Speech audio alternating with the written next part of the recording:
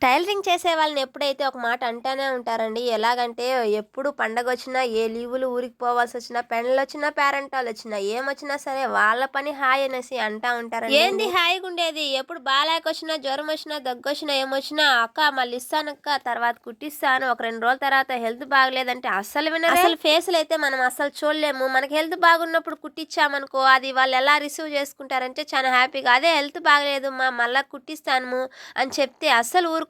ఏమ్మా వాళ్ళకైనా హెల్త్ బాగలేంది, మనకు గూడా బాలేకుండా వస్తది గదా! ఒక్కరు గూడా అర్థం చేసుకోరండి అసలైతే. నా దగ్గరికొచ్చే కొంతమంది కస్టమర్స్ అయితే, "అమ్మ మా బాబుకి బాలేదు, మా పాపకి బాలేదనేసి" చెప్తా ఉంటారు. అలాగే గదా మన పిల్లలకు గూడా బాలేకుండా మనము వాళ్ళెలా కేర్‌గా చూసుకుంటారో మనం గూడా అలాగే చూసుకోవాలి గదా మన పిల్లల్ని. టైలరింగ్ చేసే వాళ్ళకి ఇయన్నీ సర్లే అనుకోని వదిలేయాలి. ఇప్పుడైతే ఇంతకి నేను కుట్టిన డిజైన్ ఎలా ఉందో ఒకసారి కామెంట్ చేయండి. మీకు ఫుల్ వీడియో కావాలంటే ఈ డిజైన్ లాంగ్ వీడియోలో పెట్టేశానండి. మీకు కావాలన్న వాళ్ళు లైక్ అండ్ సబ్స్క్రైబ్ తప్పకుండా